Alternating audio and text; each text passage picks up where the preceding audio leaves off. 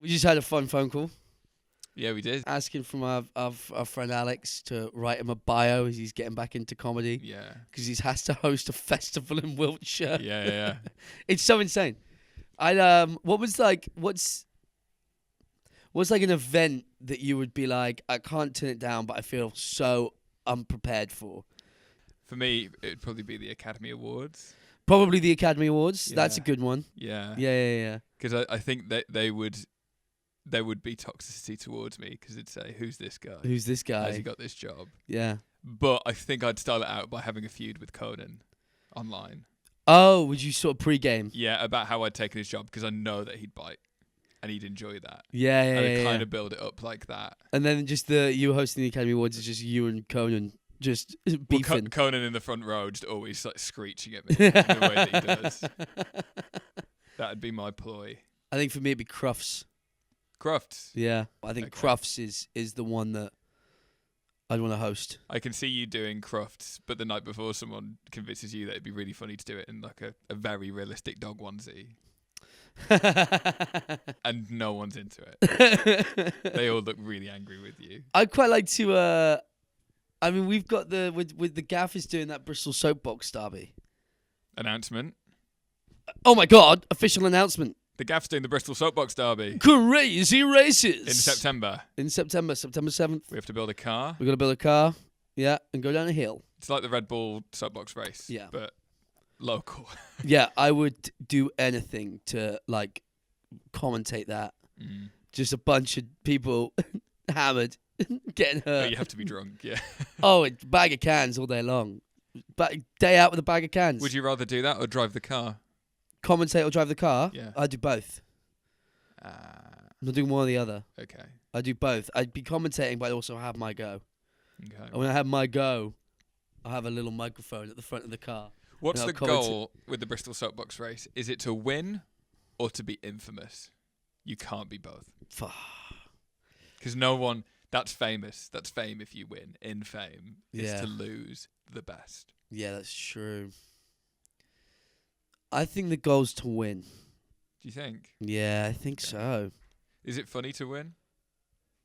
Is winning funny? I think it's a funnier bit because I think everyone's going to presume we're going to take the piss and try and be infamous.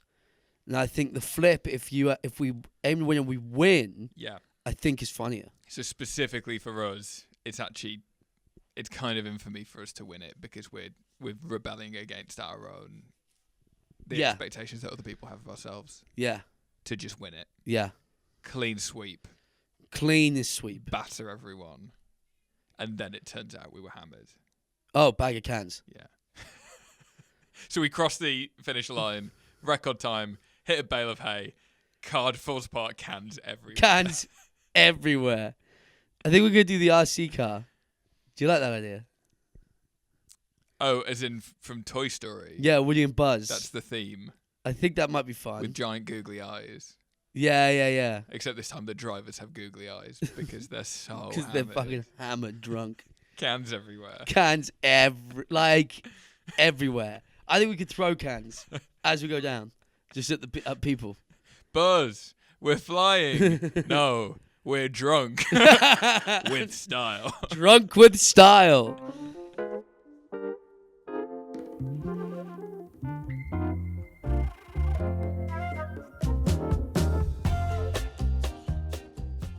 Early on, I got booked and they said, yeah, 10 minutes, do your sustainability material. Right. And I was like, my material's about cocaine. And a lot of other people... I'm just a sustainable guy. It's about recycling. A lot of other people had turned the gig down. I took it for the money. Yeah. But it was a lot of material about snow. Oh, nice. and the climate and Sure. stuff like that. But it turns out what you can do is you just always open every line with the thing about sustainability and then do completely irrelevant material. Yeah. And they'll go, you had so much sustainability stuff. I go, yeah. I remember hosting it was the end of when we were at university. It was like the end of the year performing arts ball. I think you hosted it. as well. Did you host it after I me? got booked to host it, but COVID happened. Yeah. And so I hosted. It was on the SS Great Britain. Big boat. Big steel boat by the same guy that designed the suspension bridge in Bristol. Yeah, and then it was every performing arts society at the University of Bristol. So just think the worst people you can imagine on a boat. Like the musical theatre lot were there, the panto lot were there. It was the demographic of the Titanic, wasn't it? Yeah. Exactly. Dude, it was classes as well. Like 100%. Like the musical theatre people, they have trust funds. They're getting off that boat first. Yeah. Panto, they ain't making it. They were locking him in. Kicking him into the kitchen. Yeah. Panto's going down into the... God didn't want you to get off this ship. Yeah. There's enough lifeboats. Nope. Just making holes in the spare lifeboats. So the Panto sock got my can't spud make gun. Hey, did Harry survive? We see your boat go out to sea. It flips, cans everywhere. We'll save the animals before we save the Panto sock. Like this horse. Wait a minute. This is two people dressed as a horse. That's one person and cans. It's just cans. One person and a bag of cans. Harry Hallmark screaming, I'm saving the aluminum. Cans float, Harry. Nah. No. Don't think so. Hey, wait. I'm going to where the ice is to keep my cans cool. Hallmark riding the iceberg. The iceberg. That's not what it's called. What? I was hitting ice. Oh, that sounded weird in my head. Did you not think it was called the iceberg? It sounded like a fake word for a second. Iceberg. I don't know what's happening. That's just sounded like... Do you ever have that? That sounded like a fake word. Yeah. Out of nowhere. Normally if I look at it for too long. Yeah, but I know the word iceberg. No, that's what it is. I was like, that's a made-up word. Wait a minute. Oh, man. Fun little riff. Fun little Monday morning riff.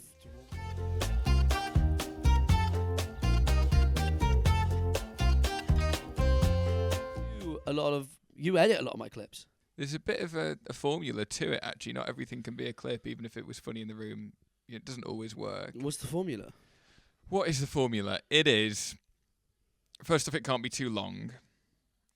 So we can't... That's interesting. Because what do you think... Sorry, do you mind if I ask you on this first part of the Interview formula? me. So, like, for example...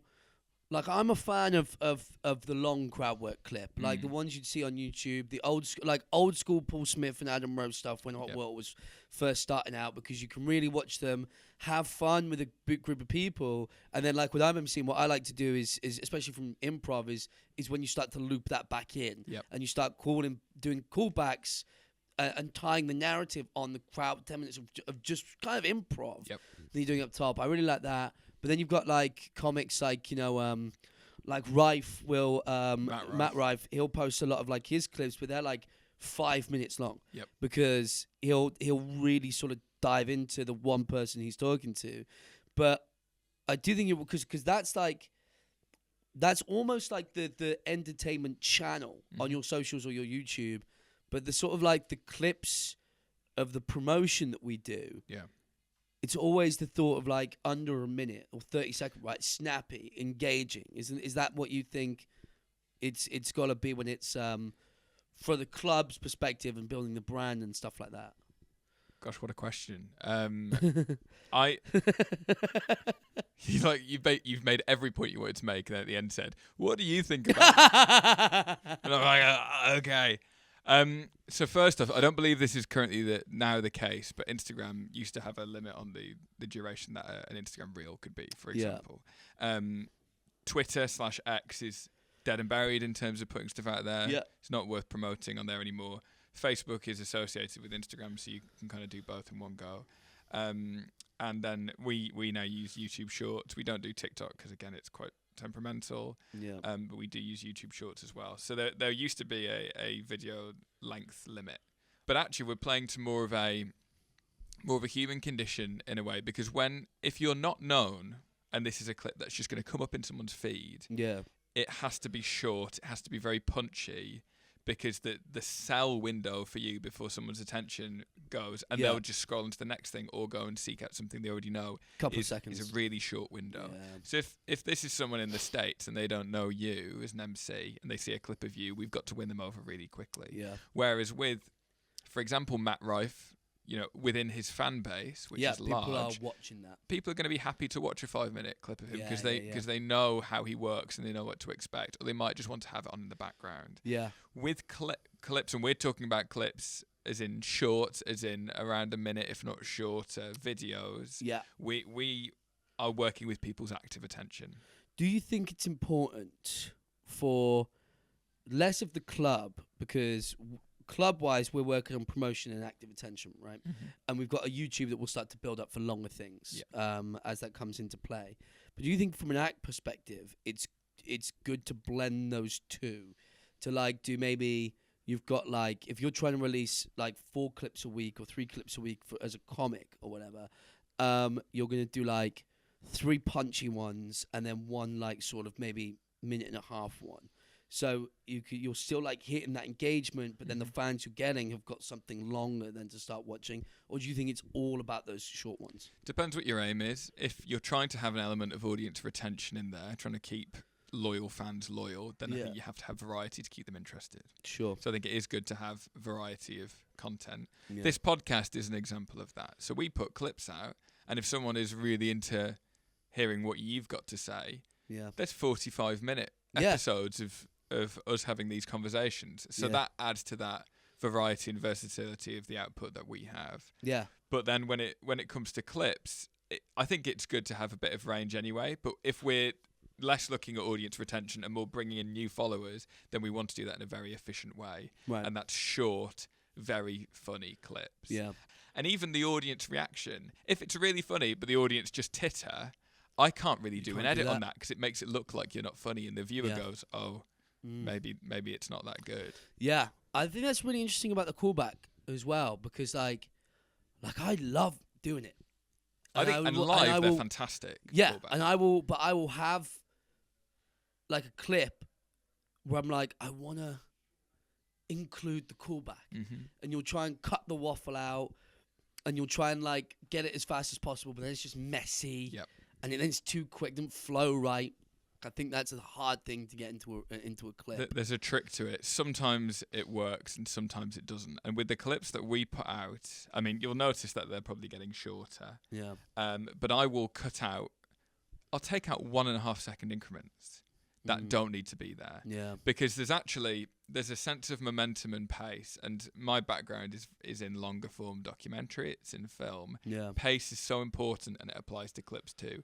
When I don't subscribe to this idea that people's attention spans are getting a lot shorter. I know it is the case for some people, but I don't think it's this irrecoverable thing. But when you're watching clips, you have a shorter attention span than when you'd be watching a film, for example. You're looking for, it's like with Vine and then TikTok, you're looking for instantaneous entertainment. And I actually find that even within myself, when I'm viewing in the edit, if I don't put an edit in almost pointlessly, the sense of pace is reduced. So you'll notice if you were to watch a rush back, and by rush I mean the original footage, you'll notice that, Jacob's done random edits to take out seconds of material, but it picks the pace up. It feels like it's going faster. It tells the viewer we're building up to a punchline. And there's those reels as well where not to do with stand-up, but it's those ones where it's do you want to get your viewership in the hundreds of thousands rather than the hundreds or whatever? And it's all it's just edits. They're talking, but they're comparing it with, rather than talking to camera, they are it's so much. They're editing so quick, and they're in your face, and it's changing so much that you sort of and then you don't really know what's being said. You just find yourself 30 seconds later still watching this bullshit fucking ad that you don't. No one's gonna fucking buy. It pisses you off that you got caught out by them just because they fucking did a quick edit, and it's oh wow, great, they did an edit, and I'm a fucking just a sponge for getting hooked on that. I find it fascinating the way that clips work, because I'll put a clip on for there's something that I'm interested in, say it's a podcast, for example, and it's their Instagram or one of our clips or whatever. Not that I religiously rewatch our own clips. Yeah. And I'll be doing it, and maybe I'm doing the washing up, and it will loop.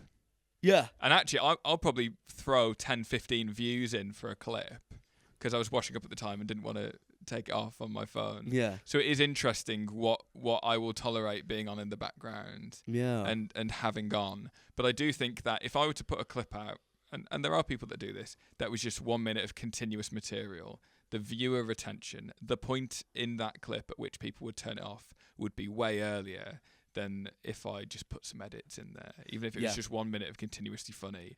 It's probably about 3 to 5 also, seconds. if it's just cutting in and out.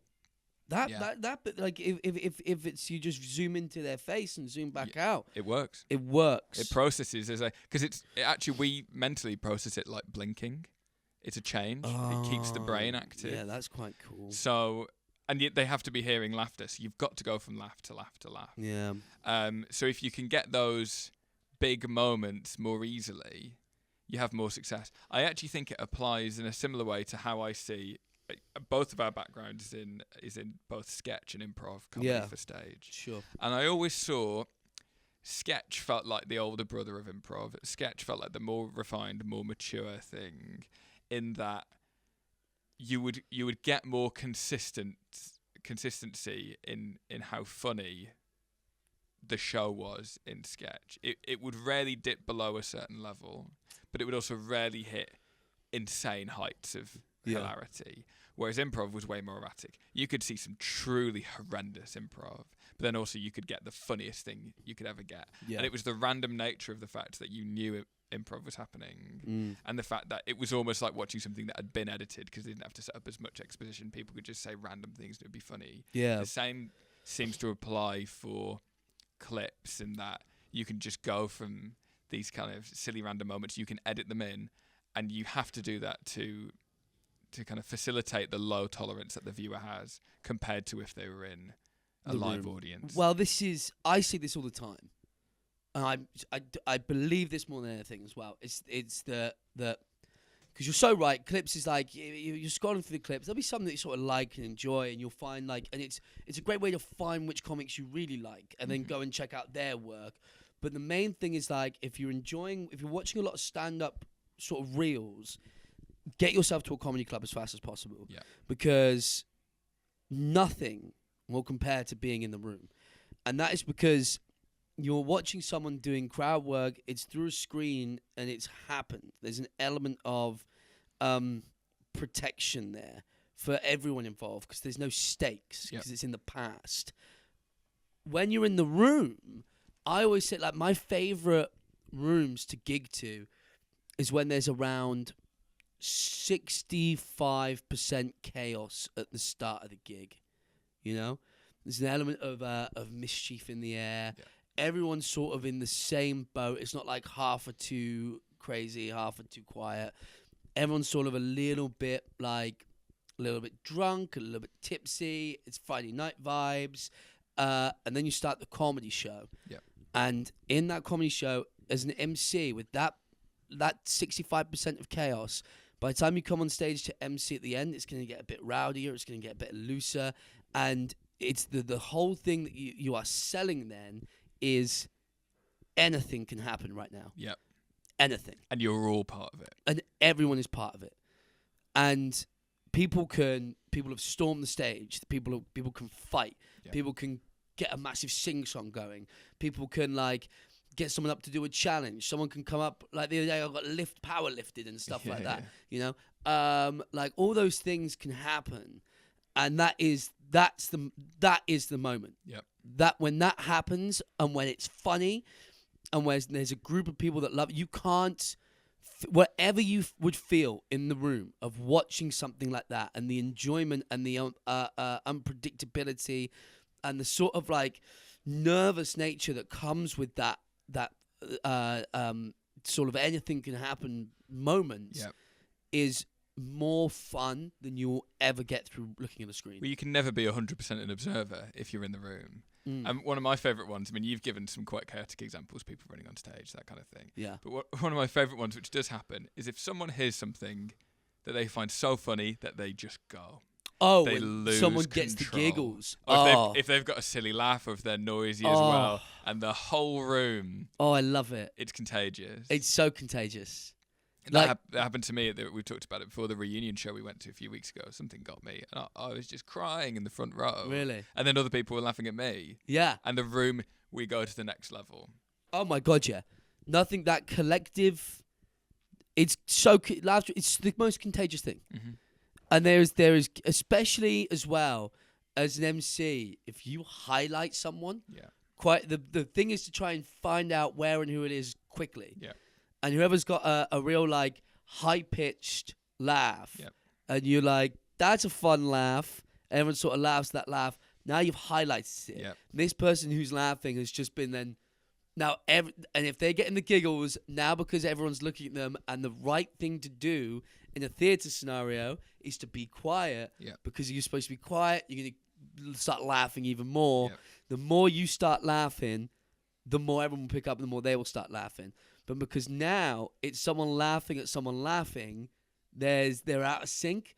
So every time this group of people laughs at this person laughing, that's when this person's trying to catch their breath. They've caught their breath as everyone starts to die down, and as they start to die down, they laugh again. And you can't. It has a multiplier effect, doesn't it? Oh God, like a Mexican wave. Oh yeah. Works in a delay, and it is interesting that all the best clips to watch, and also by extension the clips that get the most views, all have some kind of chaos element to them. Yeah. Either the comic's been caught off guard, or the audience has been caught off guard, or something's happened in the audience. And people love to watch that because they feel like they're part of that room. Yeah. And apply it to, if you compare going to a play to watching a play at home or in the cinema. It's not the same. You're not going to enjoy it as much. You're not going to feel like you're participating the same way, because there's something about the fact it's live that makes it better. Sports. Watching sports live to watching sports on the TV.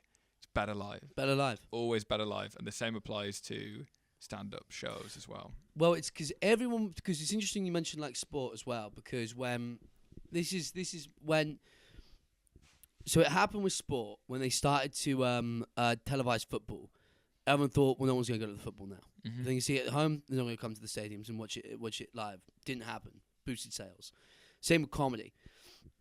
When they started doing stand-up on like Carson and stuff like that, there was not only the element of people being like, I'm spending 20 years working on my craft and I'm going to do it on TV and then it's gone forever. I need to write again. There was that pushback. But then everyone else also thought, well, who's going to come out to watch the comedy clubs if someone's on the TV? The reach that someone doing comedy on the TV got meant the comedy clubs were boosted. Every single time. Every single time there's an issue of like, oh, do we like, should this is being televised, or is it this is going to kill the club? It boosts the club. Same with clips. Comedy is bigger than it ever has been because so many people are exposed to it, so many more people are going to go watch it live now. And now people have the means of creating their own exposure in their own hands. Whereas on TV, it was a case of Carson's decided we want to spotlight you. You know, we know Stu Goldsmith, based in Bristol. He went on Conan. Yes, he did. Yeah, he loads did of exposure to American audiences on Conan, which is fantastic. So cool to have a local comic do that. He's gone on Conan, Friend of the pod. Friend of the pod. Soon to be. Which one? Conan. Friend of his own pod. Goldsmith. And Conan's friend of many pods, Stu Goldsmith. But the example in the UK for exposure for the individual comic, Taskmaster, which has quite a high turnover for comics because you're platforming 5 of them per series, 2 series per year, and they'll always have 1 or 2 very established people and then 1 or 2 very new people plucked straight off the fringe. Off the run, scene, for fringe, example. And people watch that show and go, that person's hilarious. The show's great for magnifying how funny they are and their personalities, and people book tickets to see their show. Or they look them up on Instagram, they see some of their clips, and again, that heightens their exposure. Absolutely. And so clips are, would you say, how important are clips now to the modern comedy environment? Oh, it's tough, man. Can you make it without clips? Yeah. But it's harder. It's a lot harder. I think you can make it without clips, no problem. But if you're not doing clips, I think that the comic who isn't really focusing on doing clips, and we're talking pro comics here.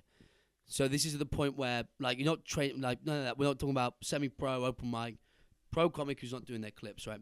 If you're not doing the clips, you not have some sort of content that you're shifting out, that means you are religiously living in the clubs and you're building some really good fucking shows, and you will probably do an amazing Edinburgh run, and now you're going to start to hit cult. So you're going to start to be an act that people who love comedy know very well. It's a choice, isn't it? Yeah. And then you're going to, and from that reach, you'll probably start to, like, you might get some offers for some TV stuff, some Radio 4 stuff, and that sort of thing. But then, let's take a different example, right? Let's take Jamie Hutchinson. So Jamie, who's, I think, done one split bill at the Fringe years ago, but that's it. Never done the Fringe. Here's the work that the pod and his clips and the hot water did for him, gave him the opportunity to do. Last year was an insanely huge tour. Yeah, sold out. Because he was able to. That's the thing about clips, is if you like, you can have a direct link to your audience. Yeah. The problem is, you got to know exactly who your audience are and exactly who you are before you can really see the benefits of that, because it's essentially targeted advertising. Yeah. Clips on social media. YouTube is different. That's your content. You know, that's your big stuff. That's what you're making. Your social media clips, most of the time, it's targeted ads. Yeah. It's where's my audience? I want to get the direct feed to my audience as fast as possible. But you have to know your brand and be loyal to your own brand. And your own identity. Yeah. You got to know why you're putting it out and who you're putting it out to. You've got to be consistent. Yeah. You've got to be quite high frequency. It helps.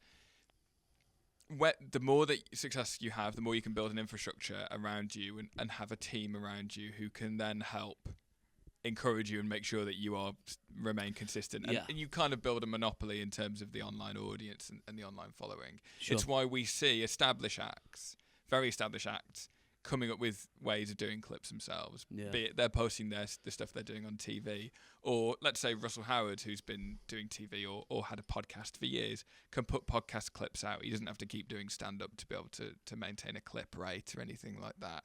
You see people desperately trying to retain their audience by having this online presence. Yeah. And that's what when we talk about clips, we're proxying that for online presence, which normally is clips. Podcasts are a great way of doing that. This one's not been too funny, so you might not see too many clips from this one. But it's a great way to be yourself and get stuff of yourself out there. Yeah, but this podcast isn't a funny podcast. Rude. Well, no, it's because, I mean, we said this at the start. We know that this is going to be a podcast about comedy rather than a comedy podcast, which is like, it's not as entertaining comedically, but it's fascinating. And it's like everyone we've been chatting to and everyone that we've come on to, it's like, this is the podcast that, you know, if I'm a subscriber of British Comedy Guide, I want to listen to this. Yeah. Because it's the deep dive of, like, what do we think? Like, we run a comedy club. What do we think about clips? What do you think? What's like the advice? You know what I mean? And they have to be acknowledged as a integral part. If you want to make it quick, and I think that's the important thing. If you want to quick, because you can do the slow growth thing where you build connections with promoters and you can establish contacts because TV comedy still exists. Yeah, but you are gonna lose your predicted space an awful lot to people who get big quicker.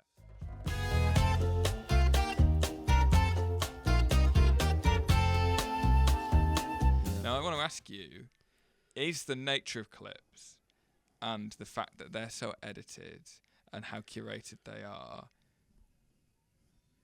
kind of pushing the direction in which comedy evolves? That's a good question. Yes, is the short answer. Because there's going to be generations of people who are their main exposure to comedy. They're being raised on clips, and that's how they see comedy working. Yeah. So it's not just people who are comics now looking at clips and going, "I need to do more stuff like this so I can make more clips." But there's going to be future comics who aren't, especially let's say rural comics who aren't always able to go to a club. They think that you have to be as tight and snappy as an edited clip. Yeah, true. There's like one of my big examples of this at the moment is there is a huge sort of wave at the moment, especially from America, which is this sort of like this sort of like this sort of woke PC view of live comedy that we've had for the past 10 years is changing. I don't like the presumption people have had, like when I first opened the room above, everyone's like, "You go and work in comedy. You can't say anything." It's like you can say whatever you want. Don't be stupid. It's not hate speech. Like people are bored of like Roy Chubby Brown coming out and being racist and homophobic. It's not funny. It's not clever, right? But you can still say whatever you can do whatever you want. It's an art form, right? And comedy's ever changing. But at the moment, due to things like the clips, I think especially podcasts, especially in America, there's a lot more of this sort of really leaning so far out of that now. And comedy is like, there's things coming back where people are like happy to call someone else like in their set. They'll like Gillis in his sets will always be like, "Oh, back when I was gay," or whatever, right, stuff that you wouldn't see that much anymore. Shane Gillis. Yeah, Shane Gillis, and that's definitely like changing the way that the live club is happening now, I think. Do you know what that is? Do you know why that's the case? Go on. Because before, the arbitrator for basically what was funny or what audiences were allowed to see was the TV commissioner. So it's basically an individual. Whereas now, it's the person who says it. And the audience gets to choose. This is also really interesting as well. Did you ever... I think it was Palin who said this. Michael Palin from the Monty Python. For anyone who's not aware. Yeah. So I remember him... This is like going back into the sort of like... I think early 80s. And it's how comedy as an art form is normally fighting against whoever is sort of leaning to be in charge. So when they were doing Monty Python, you kind of had a very conservative, very right government, in the sense where it was insane to see these guys like making jokes about God. And that's why they were making jokes about, because no one was. And now, as things have developed and gone on, a lot of sort of like art and media and TV is controlled by like a very sort of left leaning commission in a very odd political landscape where most sort of like Western countries are liberal, but it's getting quite close with conservative views. I mean, but then the nationalism, like America's nationalist at the moment. Here, reform is blowing up. It's nationalist. Like in Germany and France, like nationalism is scarily coming back. But because it's still very left leaning in media, like post this sort of like PC woke sort of stuff. A lot of comedy is now going at that, going at the sort of more left stuff, in the sense of like, you can't make jokes about people being gay, and then everyone's doing it now. It's like, yeah, we can. I think it's more nuanced than that. Just to resist ever so slightly. I think that's more of a sign of there being and again, I'm not being nuanced enough, but there's a more general acceptance of diverse communities and underrepresented communities who have now that they're not being kind of completely oppressed, if we're honest, in a way that they were, before the turn of millennium and especially in the 80s and 90s, things like that. Yeah, there's a bit more of you're allowed to treat these communities and society treats these communities more as, we are equal, and because we're equal, I can give you a bit of jip. Yeah, and the humour is all shared. It's done very much from a progressive place. Oh, totally.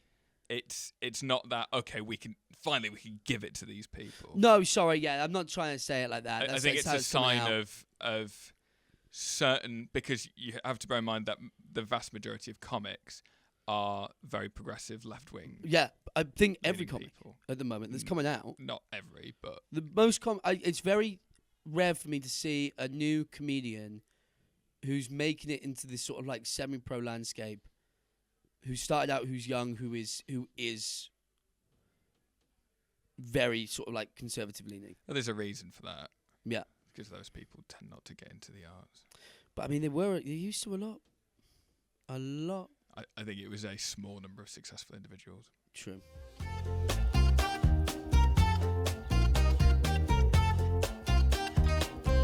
But then this is the scary thing about clips, though, isn't it?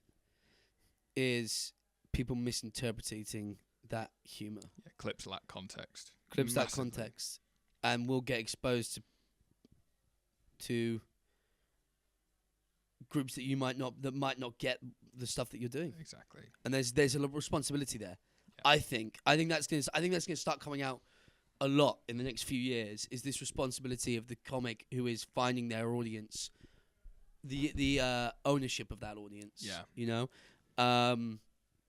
how much they want to stand. If an audience is misconstruing the irony and whatever they're talking about based off their clips, because their clips need to feel unique and almost quick and shocking and stuff like that. So someone's like, in their heads like, oh, this guy gets it. And that's not what they were going for at all. They were telling fucking jokes. I do think we're moving out of that the worst part of the era where someone would take an out of context clip and go for someone, and then you'd have this whole tete-a-tete where someone else who was more informed as to the act would go, oh, well, actually, if you listen to all this stuff, they're not like that. And the other person goes, well, it doesn't matter because this is the one thing that I've seen and this is what they've said. Yeah. I think that the impact of that mentality, and I think it does sit in the minds of a lot of performers and people who put their stuff out there, is where could this go? And it's made people think more about what they put out and how it might be responded to.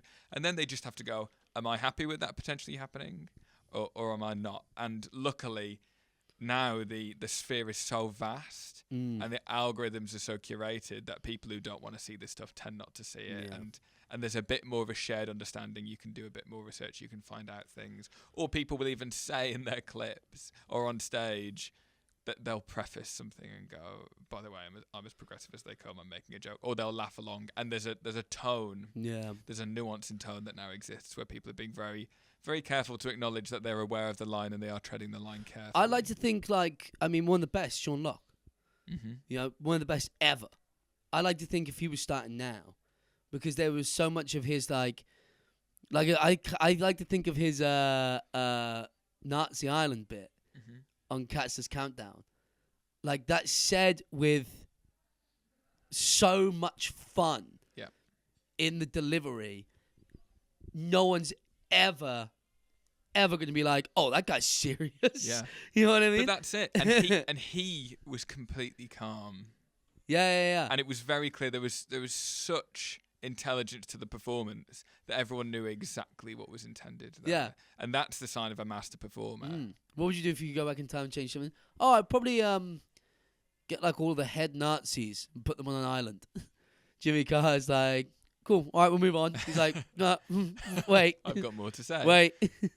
And that play of like just watching them struggle, like, oh, Goebbels hasn't caught any fish today. It's such a funny It's bit. whimsy. It's so whimsy. There isn't, no one's being attacked there. No one, he's not trying to goad anyone there. He's just being silly. Yeah. And that's where a lot of it comes down to. Yeah. I feel like we've gone into quite a specific element of clips in there. Clips got way more political than I thought it would. You did it. There was a very worrying bit where you said, after the age of woke and everything being PC, and I thought, oh.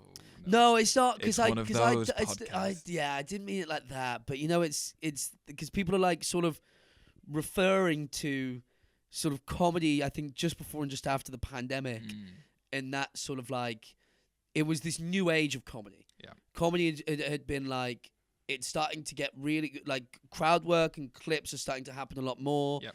After the pandemic, people are like able to film everything, and that's being uploaded. So it was this real sort of like, there was this new culture of live comedy came out. Yep. In that time. Yep. And that's all I was referring to. Well, I think you're tapping into a really interesting thing, which is that culture is pendulous. It swings right one way And then it swings the other way as people compensate for how far it's gone one way. Yeah. And you just see things keep moving. Yeah, and it will change because it must. Because people will go, this is what it's like now, and I want to be different and stand out. And so they go that way, and then that becomes a thing, and it goes the other way. Loads of aspects of culture are like that. That's how it works.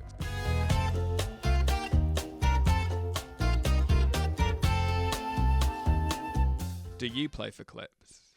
No, I don't think so. I like clipping my stuff out. I'm never on stage thinking about it. I'm never on stage thinking I need to be quick and I've got 30 seconds to meet someone, make a joke and move on. Meet someone, make a joke, move on. Meet someone, because then that's playing to camera, which I don't like doing. I think people should be, especially like MCing, I think they should be playing to camera. The way that MCing naturally works, in that you are trying to build pace up to such a crescendo that it's perfect for the act to come on. Yeah, naturally lends itself to clips anyway. I think it does. It does. They work, but if you start playing too much into clips, you're gonna start fucking the live. Yeah. Which is then what you're playing for is this sort of reach for someone to come and see you live. When they see you live, you can't do it because you're playing to the clip. Yeah. You never want to be worse live than you are online. Yeah. Yeah. The clip is never as funny as you in person. Yeah. Ever. And it's created that awful, I've done it on this podcast, cliched line of, there's the clip. Yep, clip it up. That people say, which is sometimes funny. But it is lazy. Well, it's humorous and it's lazy in that meta sense, isn't it? Because it's what we say. It's what comics always say. That's a clip. Good clip. Yeah, clip it up. Yeah. People say it all the time. Now, before we round out this conversation, I want to ask you about the dark side of clip comedy. Yeah. What happens? What can go wrong when a clip goes too big? Well, I think people have always wanted to just get rich and get famous and stuff like that, especially in comedy.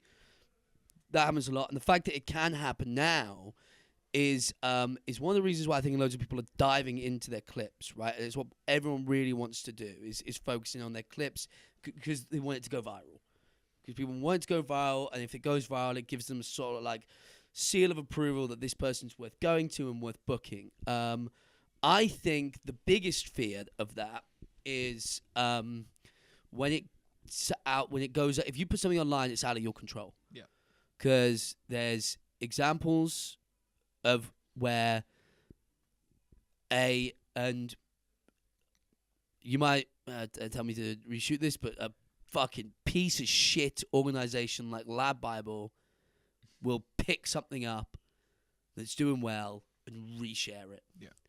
And if they reshare it and the comic is still like new and figuring their stuff out and just put a clip up of something fun, and if they reshare it and it's big, that person is sprung into action when they might be underprepared. Yeah. And then it is a intense, very daunting, very unexperienced scramble to put stuff together for live shows, for touring, for figuring out what you're doing on TV, who's your act, what's your brand, stuff that can take years. Yep. If you put something out and someone fucking shares it, like a thing like Lab Bible, and it goes huge. Comics are so susceptible to that, aren't they? Because there's a viral hellstorm. Yeah. That people randomly get sucked into from time to time. It's often people that aren't performers. The guy on BBC News who has the baby come through the door during COVID, who's then getting interviews and stuff. Yeah. Very, very funny video. That bloody parish council thing up in Chester. Read the standing orders. Read them and understand them. She became massive. The thing that separates comics from these people is these people have infrastructure. They have lives. They can be like, it's annoying. It's happened. Sometimes I get contact stuff, but I can ignore it. I get on with my thing. Yeah. The danger with comics is that they think that's what they want and need, and so they lean into it too far. Yeah. There's an episode of Queer Eye, the reboot of Queer Eye a few years ago, where they focused on a comic, and they did all this stuff for them. They kind of got them a club, and they made them a website, and they got them all set up. And I remember looking when the episode came out, and the website was kind of deactivated. It was almost like they'd been given too much, and it had been overwhelming. Yeah.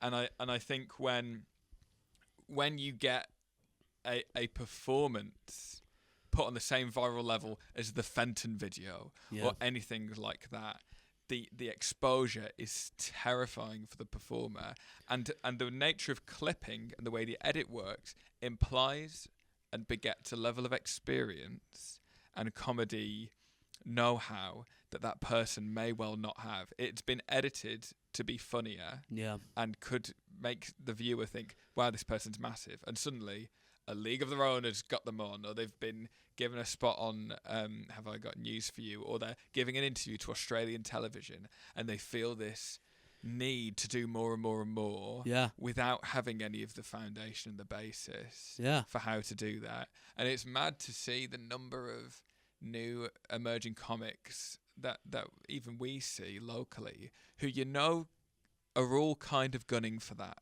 and are completely unequipped to deal with it if it happens. Yeah. Agreed. You know what I mean? Yeah. Dude, fully agreed, man. That's it. It's terrifying. It's that is an ownership that you have to face and deal with. Because if it goes, it's out of your control. Yeah. And you're not even seen as a comedian, you're seen as the clip. You're seen as the clip, yeah. And people just want you to do that. That's it. Do the clip. Yeah. Do the clip. And you can't do the clip live. No. You can never be that good. Yeah. That's it. It's a fine line. Luckily, no one here's that good. Oh yeah, we're fine.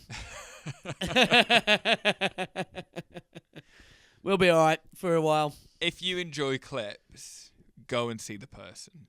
That's the main thing. Or just go and watch a comedy show. Wherever you are, just go and try and see that person as much as you can if you enjoy watching them. But also, you'll have you'll now what watching comedy is most of the time because of clips is you're watching a show with a bunch of other like-minded people. It's great for meeting people. It's great for having a fun time. Yeah. It's normally pretty cheap and accessible. Comedy is. I think go and watch it live. Yeah. And give us money. Yeah. Support the club. Support the club. Go and support your local comedy clubs. We all need things like this to keep mucking around and having fun.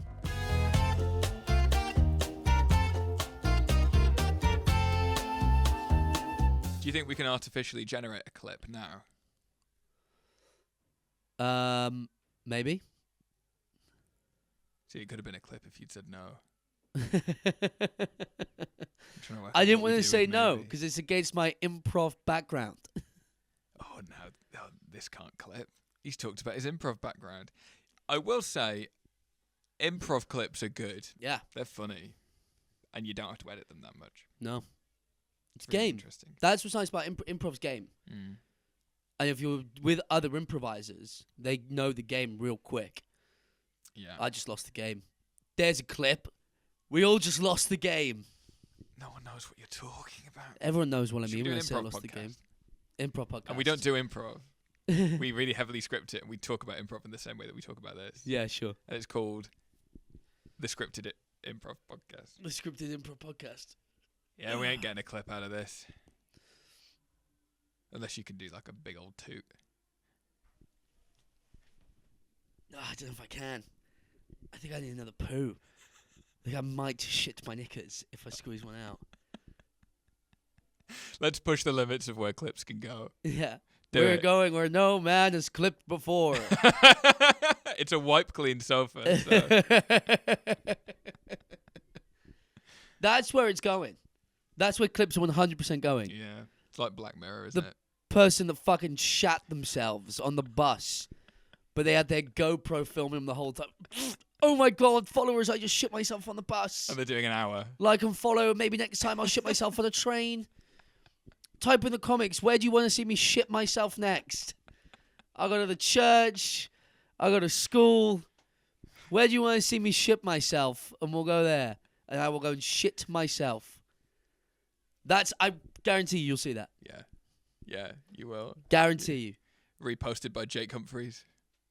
We just cry laughing emojis. Steve Bartlett loves this. Oh, really? I've got to get you on. Me on? Oh. Diary of a CEO. And I see. Sorry. The guy who went viral shitting himself on the bus. It's amazing that you've made a brand out of this. Out of shitting yourself. Shitting yourself. Yeah. I tried to do it myself. Well, it all started with a dream. A lot of hard work, up every day, 5, ice bath, a lot of coffee. Loads of fibre. Loads of just bran flakes, coffee, bread. I had to train myself up to shit on command. You know how hard that is? Yeah. Yeah, I think we've covered everything. I think so. I think that's a clip as well at the end there. I think we got... The shit yourself... The follower shit yourself. That's a clip. We managed to artificially generate a clip. Nice. You can do it if you're operating at the extremely high level that we are. Yeah. It's performers, it's thinkers. Performers, it's thinkers.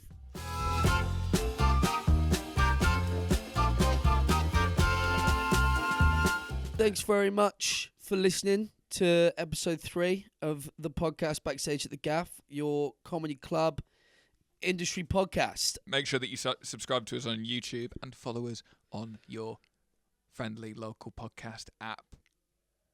And check us out on social media. Absolutely. And also, come and watch a show. Come and watch a show. Come watch a show at the Gaffe. You might see a clip happen live.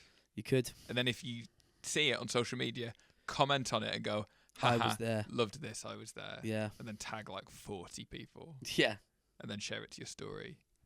Because we really want to get a big old viral clip. Big old viral splurge happening. Oh. Yeah. Oh, why did you choose the word splurge? We've nearly finished. So we can clip it. Bye, everyone. Bye, guys.